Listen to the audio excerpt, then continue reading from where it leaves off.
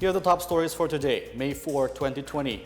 Malacanang says Philhealth premium payments for overseas Filipino workers, or OFWs, will be made voluntary. The DSWD posts the lists of Social Amelioration Program beneficiaries online to promote transparency. Authorities in North Cotabato work on preventing the spillover of a clan war in Matalam town to other areas. And the DTI-DOLE issue guidelines for workers in the private sector during enhanced and general community quarantine.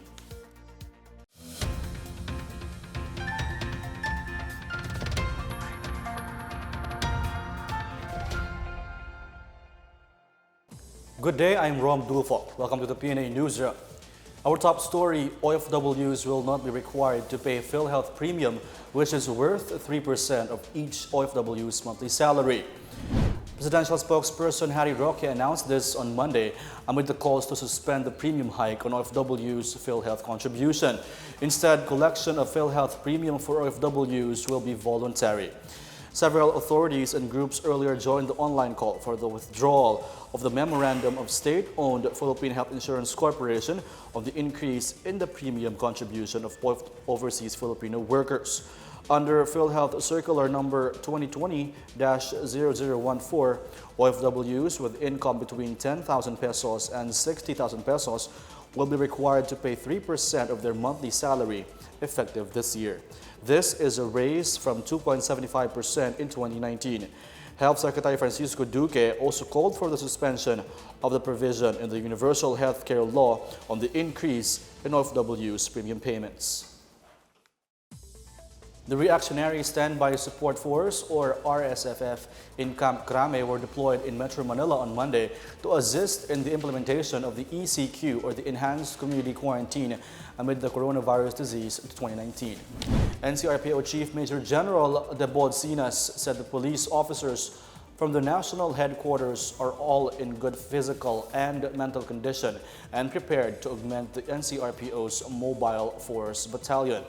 He says these 294 strong members of the RSSF will aid our deployment of personnel from the District Mobile Force Battalion to different quarantine control points region-wide. The deployment of the COPS will be divided into the 5 districts: the Manila Police District, or MPD, Quezon City Police District, Northern Police District, Southern Police District, and Eastern Police District. Local health officials say mental health should also be discussed and be part of the government's interventions during the 2019 coronavirus pandemic. According to Dr. Lorraine Neri, City Health Office Chief in Cagayan de Oro, the city government should provide psychosocial services for residents who need the intervention, especially COVID-19 patients and suspected cases, including their families. She said mental health and psychosocial intervention is very important as COVID-19 consistently affects individuals longer and longer. From March 1 to May 1, the city's social welfare and deployment recorded 7 suicide cases, although Neri was quick to add that these cannot be concluded as related to the pandemic. Neri said these cases are likely to be caused by depression. Dr. Ian Gonzalez, a medical officer of the Department of Health in Region 10, said the agency has already initiated its own mental health intervention, DOH Normin Kumusta Ka, a hotline for people who are in distressful situations brought about by the pandemic.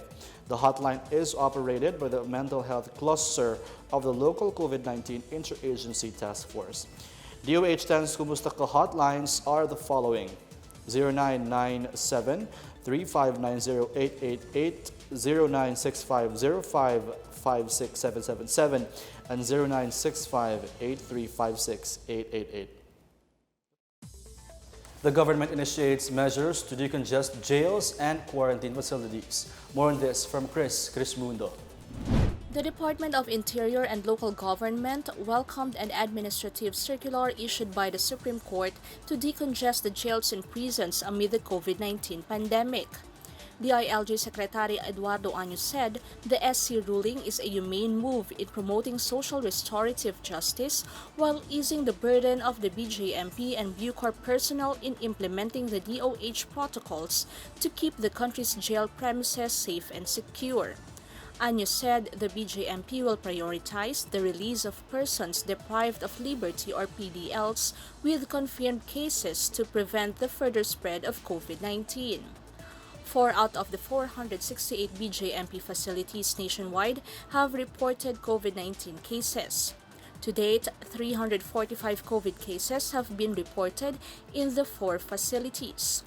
DILG Undersecretary and spokesperson Jonathan Malaya said some 3,000 PDLs across the country are qualified under the new SC guidelines and may be released as soon as court orders are received in their respective BJMP facilities. In other news, Senator Win Gatchalian is seeking more flexibility on the use of the Special Education Fund allotted to local school boards. Gatchalian said under Section 4 of the Bayanihan to Heal as One Act, the President can authorize the expanded use of SEF as part of his power to adopt temporary emergency measures. Gatchalian proposed that these funds be used as additional funding for localized testing of teachers, learners, and personnel. He said it can be used to buy disinfection materials and other public health supplies, such as soap, alcohol, thermometers, and sanitizers, and to fund programs and activities that raise awareness on COVID-19, including training teachers and personnel for emergency response. Meanwhile, the government has temporarily restricted flights to and from the country to decongest the country's quarantine facilities. Exempted from the flight restrictions are emergencies while en route, cargo flights, air ambulance and medical supplies flights, weather mitigation flights, and maintenance flights. Sweeper flights for foreign nationals repatriating back to their respective countries are also allowed to continue. All domestic air arrivals and departures at the NAIA will remain suspended. Meanwhile, Philippine Airlines has canceled special flights from the U.S. for Manila that are supposedly scheduled for May 4 to 8 following the new government directive. Affected passengers may rebook to another special flight operating after the implementation of the new directive, subject to government approval. For the PNA Newsroom, I'm Chris Crismundo. Still to come, the DSWD posts the list of the Social Amelioration Program or SAP beneficiaries online to promote transparency. Authorities in North Cotabato work on preventing the spillover of a clan war in Matalam town to other areas. More on these when the PNA Newsroom continues.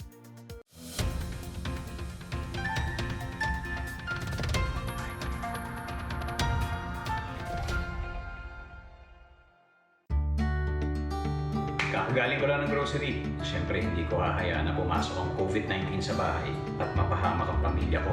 Kaya iiwan ko ang sapatos ko sa labas. At ngayon, maghuhugas ako ng kamay ng 20 seconds.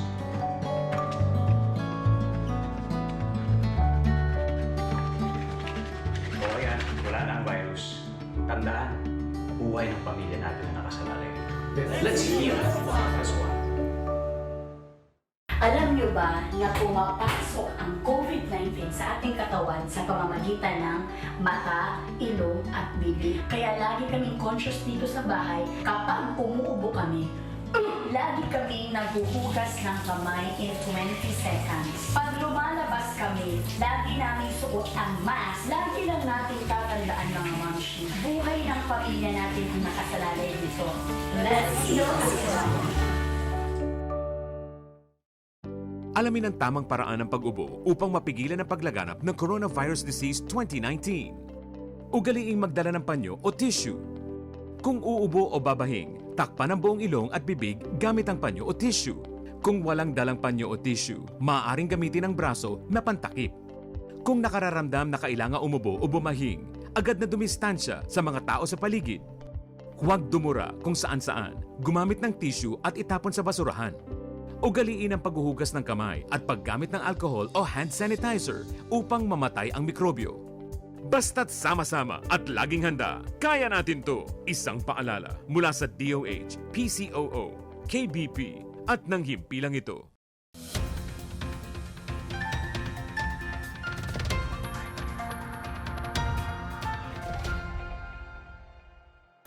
In a move to promote transparency, the Department of Social Welfare and Development has started to post the list of the names of the beneficiaries of the Social Amelioration Program or SAP on the websites of its field offices. The public may easily access the list through DSWD.gov.ph. It features the list of SAP beneficiaries in the provincial, municipal, and barangay levels. Search and filter functions have been added so the public can easily navigate the sites. The Cordillera Administrative Region and Region 7 Central Visayas have already posted on their websites the initial lists of SAP beneficiaries. For those who would like to report any mismanagement or think that other beneficiaries are not qualified, the DSWD may be reached out through their hotlines 16545, 0947 482 2864, 0916-247-1194, and 0932-933-3251. The public may also send text messages to 0918-912-2813 and email at sapgrievances@dswd.gov.ph. The Department of Foreign Affairs assured overseas Filipinos of continued assistance amid the announcement that all international airports in the Philippines are closed from May 3 to 10. As of May 3, approximately 20,000 overseas Filipino workers are undergoing mandatory quarantine in Metro Manila. The DFA says it has facilitated the repatriation of 24,422, of which 16,936 are seafarers and 7,486 are land-based workers. Filipinos returning to the Philippines who have been affected by the temporary closure are advised to contact the nearest Philippine embassy or consulate where they are currently located. In our business news, the Department of Public Roads and Highways has announced the partial resumption of the Build projects stalled by quarantine restrictions due to COVID-19. DPWH Secretary Mark Villar on Sunday said for areas under Enhanced Community Quarantine or ECQ, construction workers will be allowed to work on quarantine and isolation facilities, health facilities, emergency and maintenance, flood control, and other disaster risk reduction and rehabilitation works. On areas under general community quarantine, private and public construction projects will be allowed to resume following compliance to safety guidelines. Villar said only persons from 29 to 59 years of age without pre-existing health conditions shall be allowed to be included in the workforce. Personnel shall also be required to undergo COVID-19 testing.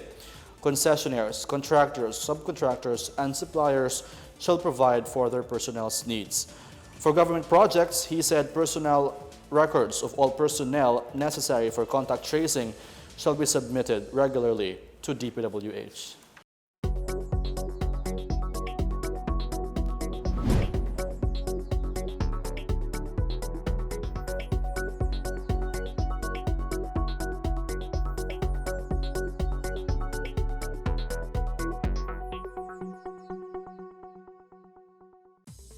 Authorities in North Cotabato on Sunday assured the public that the ongoing armed hostilities involving Moro clans in Matalam town will not spill over to other areas.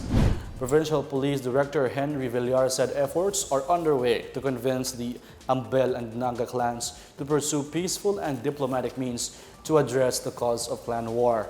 A long-standing feud involving the families of Datu Dima Ambel of the Moro National Liberation Front and Naig Naga of the Moro Islamic Liberation Front erupted since Wednesday night following the killing of Barangay Kilada Councilor Norodin Ambel. Ambel died on the spot when gunmen allegedly led by Naga ambushed the pickup truck he was driving with 6 others. Villar said the intermittent clashes following the ambush have forced some 200 families to flee to safer grounds. North Cotabato Governor Nancy Catamco is set to meet with the elders of warring families. Police and military authorities said the conflict was not organizational and that both leaders of MNLF and MILF are also trying to intervene. Selected jeepney drivers in Baguio City will now receive 600 pesos a week as subsidy for ferrying residents to and from the city market. More on this and other news from the provinces from William Theo. Drivers of jeepney units which were issued special transport permits in Baguio City will receive a 600 peso subsidy for servicing the public while charging low fares. This as jeepneys render service twice a week to residents who were given only 2 days to go to the market at the Central Business District. The city's management committee, led by Mayor Benjamin Magalong, approved the subsidy to encourage the drivers to continue to provide transportation to the public during market days. Meanwhile, the police regional office has been reaching out to help poor families affected by the strict quarantine measures through PNP's Kapwa Ko Sagot Ko program. PRO8 Director Brigadier General Bernabe Balba said they assisted a total of 2,015 poor families in the region. He said the effort, which they began on March 31st, is expected to help more deserving families in the next days. In Zamboanga Peninsula, the Police Regional Office 9 has brought the produce of local farmers whose livelihoods have been affected by the Enhanced Community Quarantine or ECQ. The Regional Office and the Police Station 4 of the Zamboanga City Police Office distributed assorted farm products from Barangay Giusao to the indigent families in Barangay Divisoria. PRO9 Director Brigadier General Froilan Kidilla said Monday that under the Love Drive for Farmers project, produce brought from farmers would be distributed to beneficiaries of the office's Adopt a Family program. For the PNA Newsroom, I am William Theo. Up next, the DTI and Labor Department issue guidelines for workers in the private sector during enhanced and general community quarantine. And a Filipino healthcare worker in the U.S. shares how she survived being infected with COVID-19. The PNA Newsroom returns after these reminders.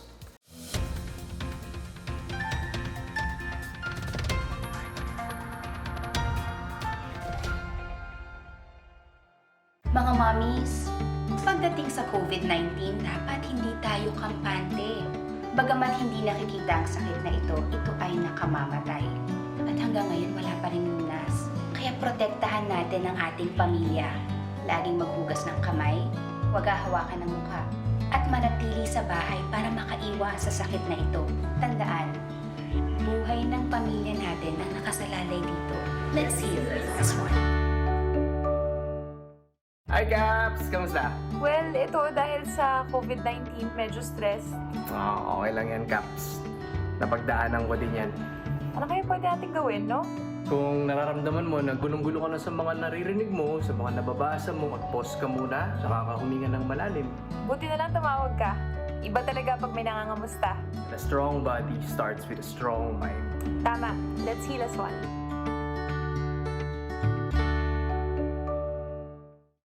Tandaan ang tamang paraan ng paghuhugas at paglilinis ng kamay upang makaiwas sa iba't ibang karamdaman. Basain ng tubig ang mga kamay at sabunin.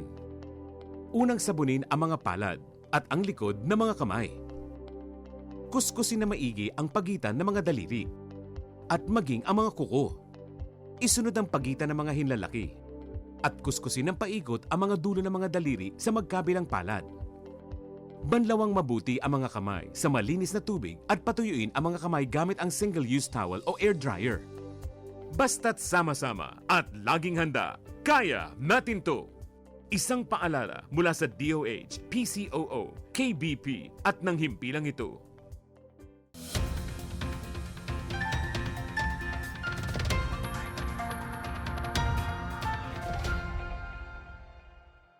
More sectors will be allowed to open and operate within a controlled environment as long as they implement the health protocols and standards set to prevent the spread of COVID-19. Trade Secretary Ramon Lopez said the guidelines jointly issued by the Department of Trade and Industry and Department of Labor and Employment will manage the risks of COVID-19 transmission. Labor Secretary Silvestre Bello III said the guidelines will not only ensure the safety and health of the workers, but also enhance their productive capacity.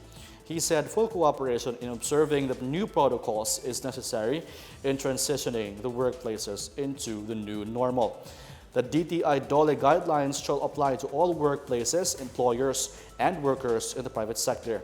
Among the requirements are the wearing of face masks, the submission of a daily health symptoms questionnaire, the constant checking of temperature, disinfection of equipment and vehicles, and physical distancing.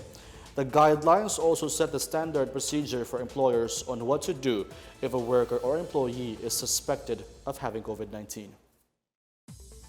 Domestic travel is seen to jumpstart the country's tourism industry once measures against COVID-19 have been relaxed. Tourism Undersecretary Benito Bengzon Jr. said domestic tourists will be the ones initiating movement once the community quarantine is lifted and tourism enterprises start operating again. Bengzon said social distancing and health protocols are likely to stay and would serve as the new normal. Under a proposed stimulus package, Bengzon said the Department of Tourism is expected to get about 43 billion pesos to fund its recovery plans, with focus on helping stakeholders survive. Among others, DOT also mounted its own sweeper flights and assisted over 20,000 stranded foreign tourists. Currently, it is working on the return of affected local travelers to Metro Manila. A Cordilleran mayor defended his decision to refuse food packs for his town from the government. Mayor Gabino Gangangan of Sadanga town in Mount Province said waiving relief food packs was within his discretion. He said he meant to give way to those who immediately need it most, like the urban poor families and other less fortunate. He adds that consulting the people through a village assembly would violate the enhanced community quarantine. He notes that his constituents are rice-producing farmers and those with enough food supply. He also asserted that Igorots and Cordillerans are not beggars, and they were reared and grown to be self-reliant and self-resilient. Gangangan was reacting to Cordillera People's Alliance Chair Wendell Bolinget, who criticized him for refusing relief food packs from the Department of Social Welfare and Development, or DSWD, and not calling for a village assembly before doing so. Frontliners in the U.S. are doing their best to survive and cope with the spread of COVID-19. And for those who get infected, surviving means taking charge of oneself and helping to flatten the curve. Filipino medical frontliner Beth Mayran, a native of Calbayog City, Samar, and a healthcare worker in Illinois, tells of the time she was infected with COVID-19. She developed symptoms in early April after prolonged exposure to coronavirus patients. Beth chose to apply a strict regimen to fight the virus for 2 weeks without medication. Aside from self-isolation, she subsisted on liquids such as juices, ginger tea, and salted water.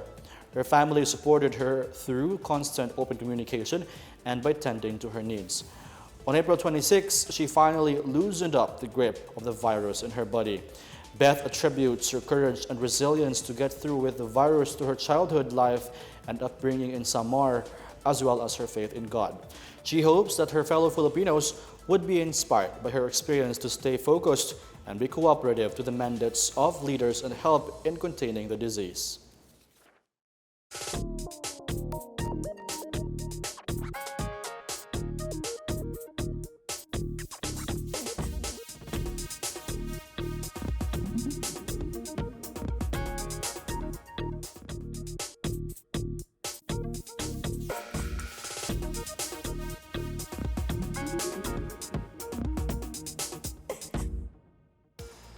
Take another look at today's biggest stories. Malacanang says Philhealth premium payments for overseas Filipino workers, or OFWs, will be made voluntary. The DSWD posts the lists of social amelioration program beneficiaries online to promote transparency. Authorities in North Cotabato work on preventing the spillover of a clan war in Matalam town to other areas. And the DTI-DOLE issue guidelines for workers in the private sector during enhanced and general community quarantine. Thank you for watching another episode of the PNA Newsroom. To check more news content, check our webpage or head on to the Philippine News Agency's Facebook and Twitter accounts. For more news about the government and how it serves Filipinos, look for these hashtags on all our social media platforms and websites. We are shown on the pages of the PCOO and its attached agencies. Also watch us on television on PTV4 and IBC 13. And that's your daily dose of the biggest stories that you need to know from PNA Newsroom. I am Rom Dulfo. Good day and stay at home.